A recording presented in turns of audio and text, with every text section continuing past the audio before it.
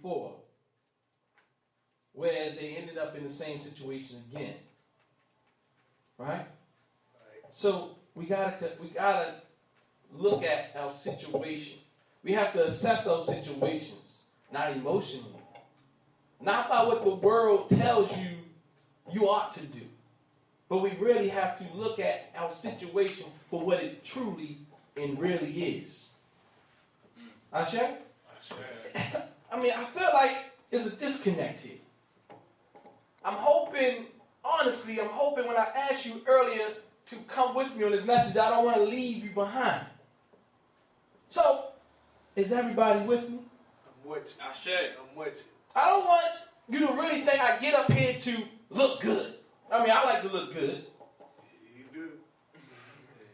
But I don't want you to think I get up here because it's an egotistical thing for me and I have a point to prove. Because this ain't it. This is not something that somebody does for enjoyment. Because goddamn, I can go home and drink a beer and look at football with my neighbor.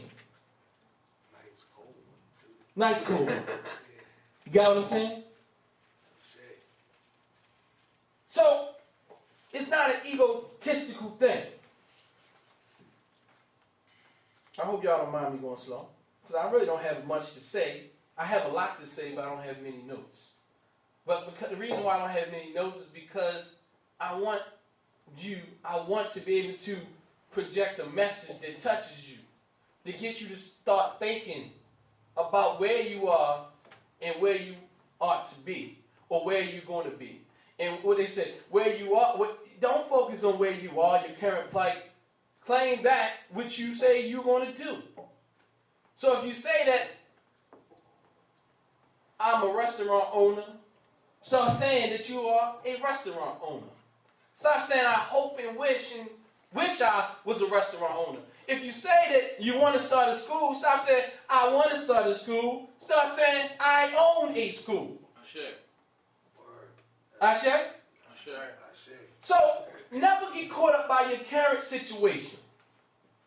Because if you allow yourself to be enveloped by your current situation, you will stay there and die. You will never prosper in those things which you say that you want to do. Not those things that I say that you ought to do. Those things that you say that you want to do. Right? Mm-hmm. Do everybody here have dreams? Let's make these dreams realities. Because as long as they're dreams, Dr. Ray said the first thing that you got to do to make your dream come true is wake up. You have to wake up and realize if you are contributing to that dream or not.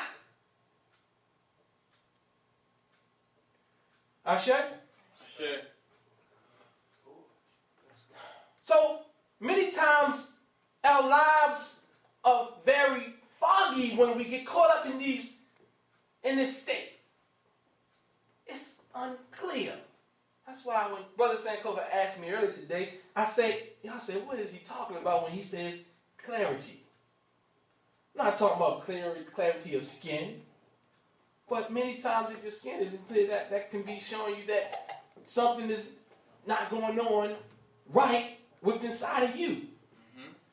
When you get stressed, you start seeing all types of things pop out your face, don't you? That's true. Mm-hmm. Right? Yes. Y'all don't experience these things? You experience it, brother? You never experienced it? I don't know if I contributed to stress. I do. Yes, see, stress will... You ever been stressed? Have you ever seen things come out of you? Bumps and things come? You know when I'm stressed, my skin is normally clear. But when you see a bump right here and a bump right here, it comes back every time. So y'all gonna know, y'all start seeing a bump right here on my face, y'all gonna say, dang, what's wrong with you? You need to chill out. Tell me, all right? Because I don't really get bumps. But if you see a bump on my face, something is really getting to me. It's like a volcano. It's like the tension is trying to explode, so it comes to a head. You see what I'm saying? All this is going on inside of you. Mm-hmm. All this. And this blackhead is trying to release some of it. Now, that's some stuff I just thought about just now, but that is really true.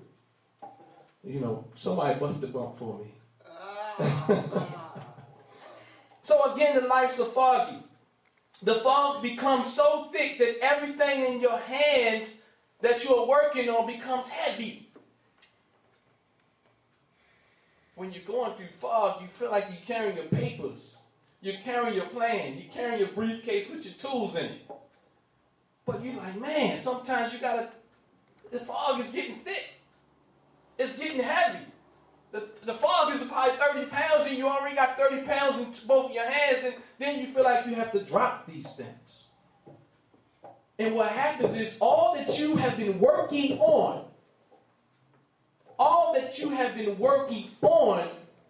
you drop. Because the fog got so thick. And when the smoke clears, and the smoke will clear, we have to remember that. The smoke will clear. The fog will dissipate. It's only a temporary situation. Are y'all following me? Yes, sir. Yes, sir. Understand, every time you go through something, that is going to happen again. And once you realize that everything that happens in your life is going to happen again, you will become more prepared to deal with it the next time. Asha? If you feel that you're going to reach a status or a strata in your life where things just become easy, you're fooling yourself. And you're doing a disservice to yourself. Because the higher level, the higher you go up, the more room you got to fall down. The higher you climb that mountain, the more hang time you got.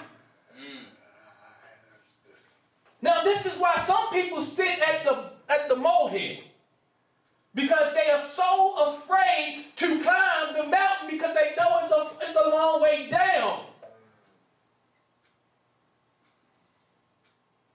My brother said humility. We don't all have to be humiliated every once in a while. That's right. Now that right there in itself is a fear to people. And that itself can be ego. Because if you are afraid to be humiliated, then you will not strive for those things that you want to do. Because you will be humiliated. Marcus Garvey, when he came to the United States, his first speech, he fumbled all over himself. He fell off the stage. He was humiliated. But what separates someone like Marcus Garvey after him being humiliated is he kept going. He got back up. He reassessed the situation. He started to study. He started to practice his oratory skills. You got what I'm saying? Yes, sir. He started to work. He went in the lab. And when he came back out, he came out, woo, sharp. I mean, when you listen to Marcus Garvey speak, you're like, God dang it. You know what I mean? Like that brother, he only got two things that you can listen to right now, but man, it's so surreal, man. It's like, wow, how did all of this come out of that person? Because he wasn't afraid to fall. Right? Sure. What goes up Must come down. must come down. And once we realize that, we will do much more things in our lives. Sometimes you come down because you know it's time to come down.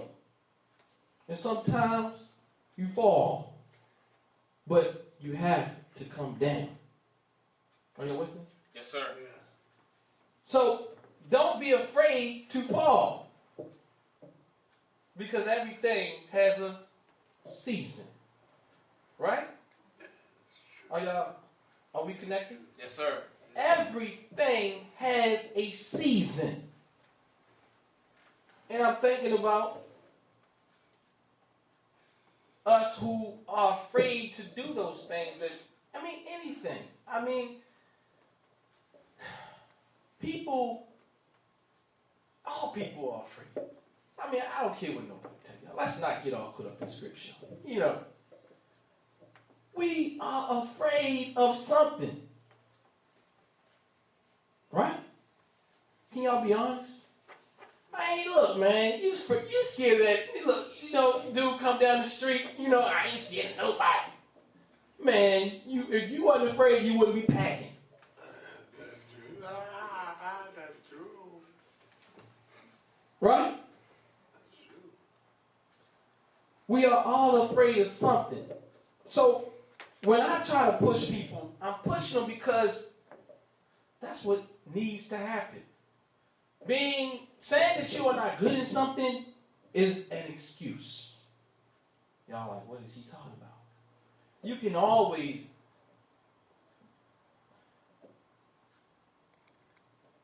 become good in something if you dedicate the time at doing it. You can always come better at something. If you say, I'm not an organized person, you can become organized.